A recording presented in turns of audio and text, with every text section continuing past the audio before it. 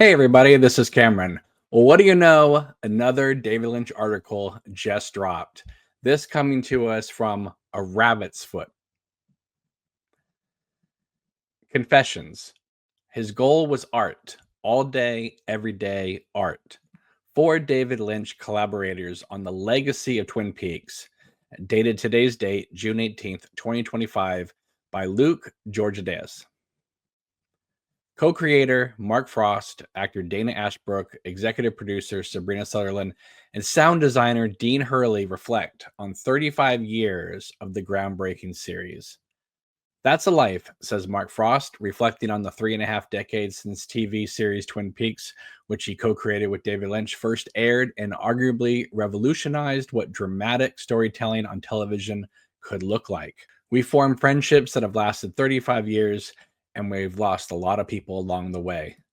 There's a strain in Frost's voice as he mentioned those who have been lost. Lynch, his longtime collaborator, passed away in January at 78 years old, leaving a crater-sized legacy in his wake. Famously eccentric, Lynch made a name for himself as one of the world's greatest filmmakers with movies like Mulholland Drive, Blue Velvet, Eraserhead, and the three medium-defining seasons of Twin Peaks, as well as the series' masterful companion film, Fire Walk with Me. But to Frost, and indeed many of those who had the opportunity to work extensively with him, Lynch was, above all, a friend. I didn't know him as a cult or mythological figure. I knew him as a very feet on the ground, meat and potatoes human being who loved to work, who was tremendously, almost relentlessly cheerful. The last conversations we had, he seemed very much at peace with where he was. I took a lot of comfort in that. As devastating as Lynch's passing was and still is to his friends, family, and film fans across the globe, there are fresh flowers sprouting in the place he once stood. Opportunities to celebrate his legacy and introduce a new generation of cinephiles to his work. A few days ago, at a special screening of the Twin Peaks pilot, which featured a live Q&A with Kyle MacLachlan, the British Film Institute announced a season of programming opening January 2026 that will see all of Lynch's works broadcast on the big screen once more, even including, apparently, his beloved daily weather reports, which I believe there's like 100 of them or more. A few weeks earlier, it was also revealed that the Twin Peaks cast are reuniting and hitting the road on a special tour celebrating the series' 35th birthday. We sat down with Frost, joined by Dana Ashbrook, executive producer Sabrina Sutherland, and sound designer Dean Hurley, to reflect on 35 years of the groundbreaking series and the legacy of one of cinema's most uncompromising, enigmatic, and trailblazing filmmakers. And we have some pictures here from Richard Beamer on the season 2 finale. On working on Twin Peaks, Sabrina Sutherland. No day was ever the same when working with David. You had to be free to do anything he wanted to do in the spur of the moment. Dana Ashbrook. I didn't know anything that was going on ever, except when it came to my stuff. We would get the scripts, but none of the dream sequence stuff was ever included in the scripts. I only ever saw my stuff. I was just as surprised as everyone else was about who killed Laura. I served my purpose in the story, and that's where I began and ended as far as what I knew. I never got caught up in the marketing on the show, which was famously framed around who killed Laura Palmer. That question was never even tossed around on set. I never thought of Twin Peaks as a whodunit. It was always about the characters and the little town they lived in. Mark Frost. We almost never considered the audience at all. Our job was always to satisfy ourselves, then put it out there and see what happens. Otherwise, you can quickly teeter into pandering. If you trust your instinct as a storyteller, tell them the story you want to tell, and then the rest is up to them. I've heard that the studios, which are no longer run by people who have any particular interest in healthy or nutritious storytelling, are using Chat GPT now to analyze scripts that they have submitted. It's calamitous. AI is not our friend. It's a tool. On the mythology of David Lynch, Dean Hurley. This is something I've been thinking a lot about since he passed. I felt like I was always trying to figure him out, and I had so many innocuous interactions with him. He is an enigma to the general public, but I feel like one-on-one there's still something incredibly enigmatic about him that I still couldn't figure out. That speaks to how unique his molecules were.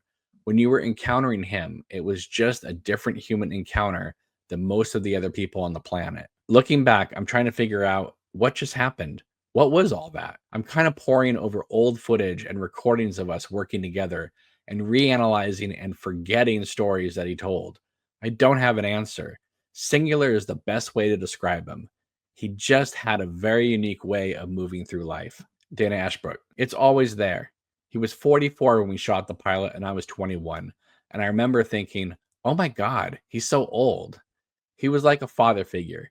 And now I'm 58, and it's like, shoot. He was an effing baby, just like we all were. But that mentor and father figure thing stayed for sure.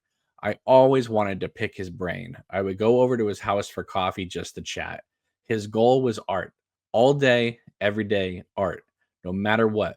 I had never met someone like that before. I haven't met anyone since who has been like that. But he was aware of his own eccentricity. In the third season, there's a scene where I go and talk to Norma in the Double R Diner. It was the first scene I shot for the season.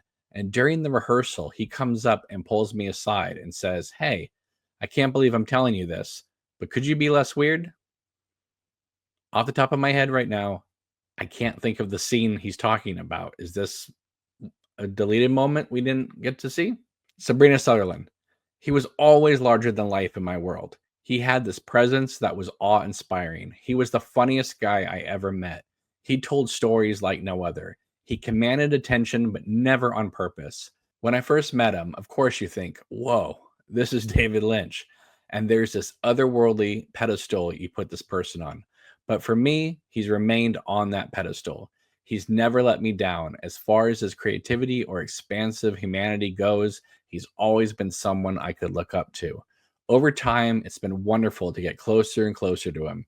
People have said that we were like brother and sister because we would fight all the time, but it was never in anger. It was more that I felt comfortable enough to allow him to vent his frustration out on me, and he was comfortable enough to vent. It got very familiar in that way. I remember him being gentle, not loud, not brash, just your everyday warm person. He exuded that warmth to such an extent that when he looked and smiled at you, you felt like you were being seen, that you were special. He had that kind of effect on everyone he met. I truly loved him as a human being. Mark Frost. I knew David as my friend. I didn't know him as a cult figure or a mythological figure. I knew him as a very feet on the ground, meat and potatoes human being who loved to work, who was tremendously, almost relentlessly cheerful. You meet when you're young and relatively starting out. You've got hopes and dreams and lots of idealism for the future. And then you both go through your experience of aging and living and getting your bumps and bruises along the way. It's the way all old friends treat the passage of time. It takes a bite out of you, and you acknowledge that, and you hope that you receive wisdom in exchange for the loss of whatever you think time has taken from you. I certainly felt that about David. We didn't have a lot of regrets, and the last conversations we had, he seemed very much at peace from where he was. I took a lot of comfort in that. Here's some more pictures from Richard Beamer. On favorite Twin Peaks moments, Dana Ashbrook. Now, this is bizarre because I either the writer put this down incorrectly or Dana said this incorrectly. I'm not sure. There's a great sequence where Shelley and Laura and I go out into the woods at night to do a drug deal, and it goes south. It's a 15-minute scene, and it was totally chaotic. We were allowed to go really crazy. I'll always remember David at 3:30 in the morning with rubber gloves on, arranging the brains of the guy whose head I just blew off. It was freezing effing cold, and he was there in the woods at the dead of night arranging brains. Sabrina Sutherland. The whole story of Laura and her narrative and what she went through is something that has deeply affected me. I've met a lot of people who can relate to that. I can't relate to her experience exactly, but I've certainly met enough people to know that that kind of trauma runs deep. I wasn't exposed to that before on television. To see that storyline truly exposed in Fire Walk with Me, of this smooth family on the surface, but underneath there's this horrible thing happening, was very moving to me. Dean Hurley. One of the things about the DIY approach is that you do a lot of things that you consider temporary when you're working on something. We need a voice here, or this embodied character needs to be saying something that will eventually get someone else to do, but I'll just do a version. I ended up doing a lot of vocal stuff in season 3 that just stayed. There's a scene where Richard Horn storms into Grandma's house and is dumping out her pocketbook onto the table looking for money and jewelry to steal. And Johnny Horn has this bear that is like, "Hello, Johnny. How are you today?" That's my voice in there. There were many instances in the show where I could point out and say, "Hey, that's me." And I know how ghetto it is that it's just me. And yet David, with his magic wand, is like, "That's Stain." I think there's a lot of fear in the creative process where creators are like, "I'm not sure. Are we feeling good about that?" And David would just be like, "We're okay." That sort of level of confidence is insane, refreshing, and so rare. Mark Frost. I'll give you two. The very first shot we had on the show, the discovery of Laura's body on the shores of Bainbridge Island outside of Seattle. We were all there on the first day of production. My dad, Warren Frost, was there playing Doc Hayworth. It's Hayward, not Hayworth. The moment David got the shot and we saw the way he depicted Cheryl, here's spelled here with a C, Lee as Laura, we knew we were onto something magical. But there were things in every episode, not necessarily on film, but moments you shared with somebody. We formed friendships that have lasted 35 years, and we've lost a lot of people along the way. That's a life. That's what happens. And for the last statement by Sabrina Sutherland, you may want to sit down for it. On David Lynch's unreleased project, Unrecorded Night, Sabrina Sutherland, I'll say this. It was probably the best thing he ever did. Let me just repeat that for all of you. I'll say this. It was probably the best thing he ever did. It was a culmination of a lot of things. We worked on this for over 2 years in terms of writing, and we were still writing up until the point he passed away. We were getting ready to go back to Netflix because he had re-envisioned some things about it, and it had morphed into something even better than it was. I hope that one day people will be able to experience it in some way. And then down here, it lets you know that Twin Peaks, the series, is currently streaming on Mubi. And also that the BFI will be doing a whole David Lynch retrospective starting next year. So there it is. Check it out. A rabbit's foot for David Lynch collaborators on the legacy of Twin Peaks. All right, everybody. Thank you so much for watching. I really appreciate it.